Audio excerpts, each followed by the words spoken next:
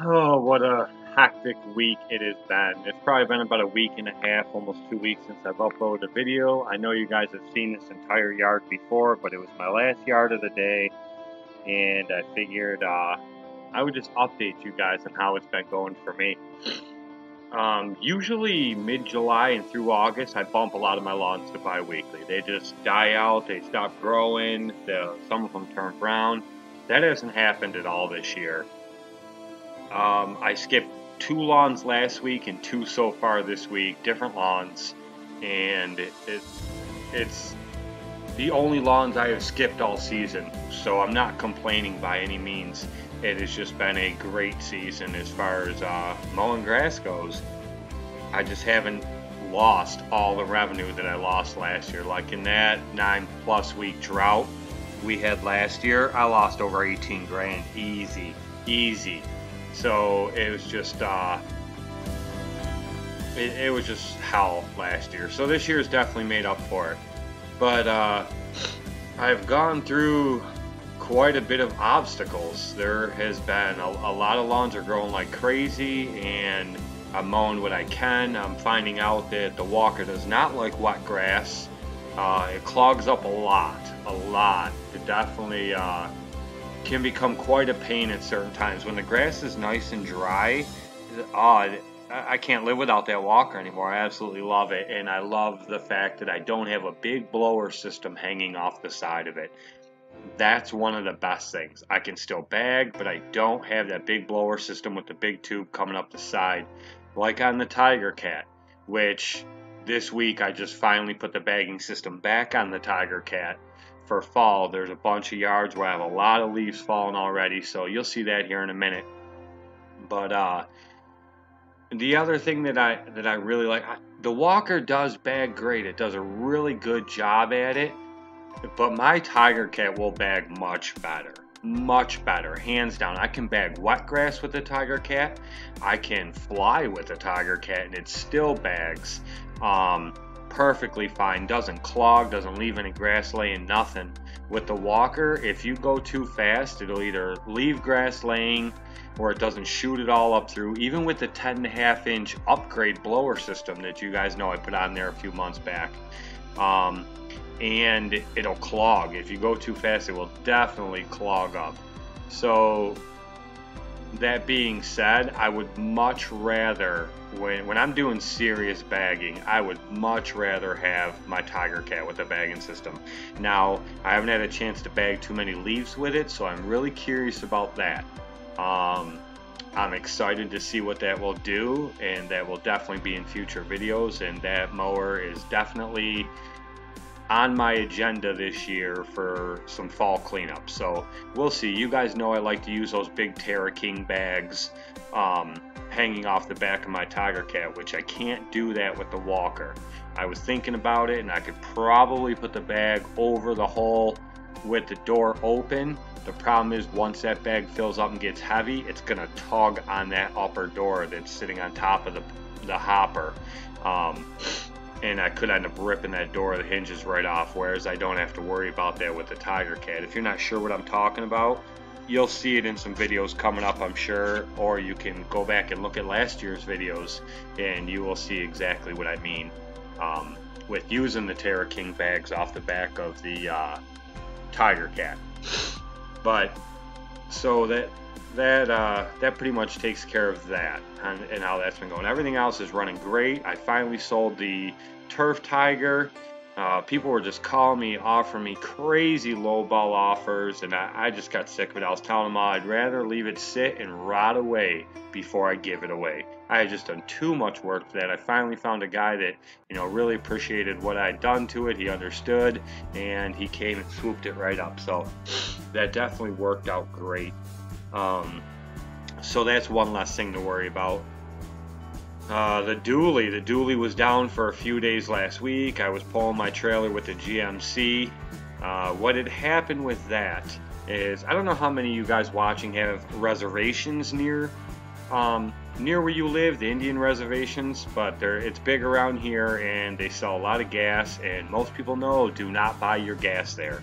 I am one that preaches, do not buy gas there. One in particular, their tanks are underground for their fuel, and they're at the bottom of a hill, and I don't think their tanks are sealed right. I think they get a lot of groundwater in there. Also, by law, you're allowed to mix so much water per gallon of fuel. You can get away with it. Nobody does it. The reservations do it, some of them. But anyway, so I was in the village near my house, and I was done mowing for the day, and this guy that lives across the street from one of the yards I mow on a Monday asked me if I could bring him topsoil. So I left the village, and I adjusted the dually, and I headed about 3 miles out of town to go to where I pick up the topsoil, and I'm sitting at a light right next to that gas station, and the truck starts chugging. I realized I had forgotten to get gas. Well, a big block 454 doesn't go very far when you're really low on fuel.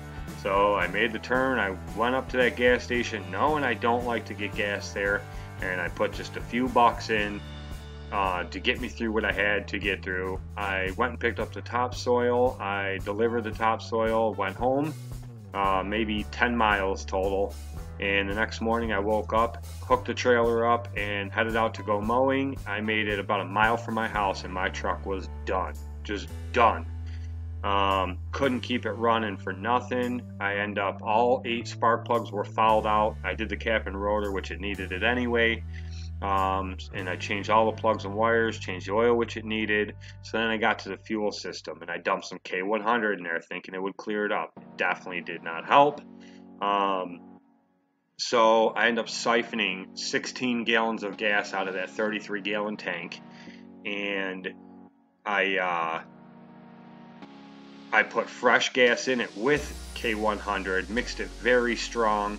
Didn't matter. Yeah, see, there's the bagging system on the Tiger Cat.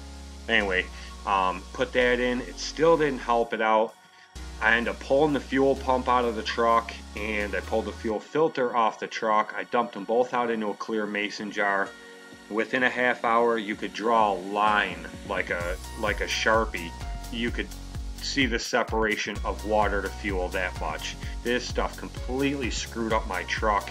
By the time I was said and done, with parts I needed and parts they weren't affected by that, I knew the truck needed anyway. I was about $600–700 into it. Me and a couple of my buddies took care of it, did the work, and got the truck back up and running. Lesson learned to watch my fuel. From now on, and pay closer attention so I can get it where I always get it and not have to have that problem. But it just really screwed things up. So I took all that fuel I siphoned out in them cans, and I gave it to my one buddy to help fix my truck. He has an old flathead V8 engine in this old tractor, and that tractor will literally run on anything. You can pour 4-year-old gas in there, it'll burn it, no problem. You could run it on kerosene. You pour diesel in it, it doesn't matter. This them old flathead tractors, they'll run on anything. Well, he poured 5 gallons of that into the tank of it, started messing around on his property. He made about 10 minutes to shut that tractor right down. That thing wasn't running, wasn't doing nothing. So it tells you how bad that fuel was. So that really sucked. But now the truck's back up and running, and lesson learned there. But other than that, it is we had a lot of cool days lately. I was mowing, it was in the 60s, high of 65. Most days were 60, 61 degrees. It was fantastic mowing. Great weather for mowing. Grass is still growing really well, still really green on 90% of my lawns. It's just been really nice. Well, all last week and this week so far, today's Wednesday, it's been in the mid to high 80s with high humidity every day. It was really seeming like, with all the rain we've gotten, the low temperatures we've had all year, which is why none of my lawns have dried out, it really seemed like we went from spring right into fall and completely missed summer.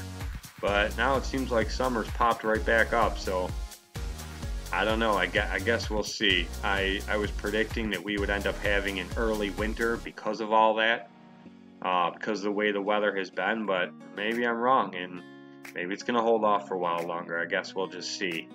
I also took, which I'll show in a video coming up here soon, the the wings that I have on my plow, they make a slight angle to the plow, so you're not pushing with just a regular straight blade, which makes a world of difference. In my opinion, if you're going to run nothing but a straight blade, you're just making it twice as hard on yourself, and you're doing a lot more work than you have to, especially for parking lots, but it also helps out a great deal with driveways. Well, what I wanted to do was turn that blade into more of a scoop, kind of like a pusher that you see on the front of Bobcats or backhoes or payloaders.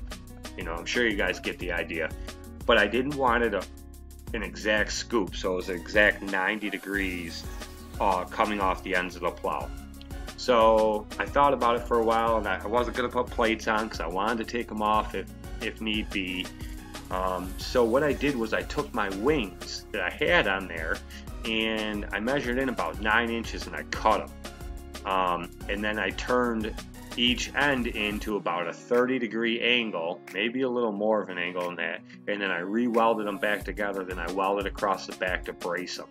So now they still go on and off the plow exactly like they did before. So it's just 3 pins, and I can pop them on and off just like the wings always were, but I have a lot more of a scoop. It'll be a lot more of a scoop type plow, but still angled enough so that if I want to wind roll snow to one side or the other, I still have that bit of an angle so that it'll do it.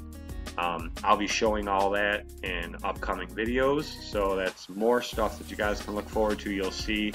I don't know how many of you guys really watch my plowing videos. I don't get nearly enough views on those, or as many views on those as I do with mowing videos, but I'm also going to work on those this year. A lot of it was in cab, but I mean, that's just the way it is when you're out plowing. It's nasty. I plow with the storm, not when it's done, so it's nasty out, and you know, you just don't want to get out of the truck to set up cameras. But I'm going to really work on that this year, try to put some cameras outside the truck so you get better views, and we'll go from there. So definitely look forward to those, but the way it stands, there's still a lot more left of the season, so a lot more mowing left, and definitely a lot of fall cleanups to come. So as always, thanks guys for watching. Sorry about filming the same lawn again. You guys have seen this lawn in many videos, but it was just a perfect chance for me to update you guys without just a boring talking video. So thanks again. As always, thanks for the support. Don't forget, share this video. Just hit that share.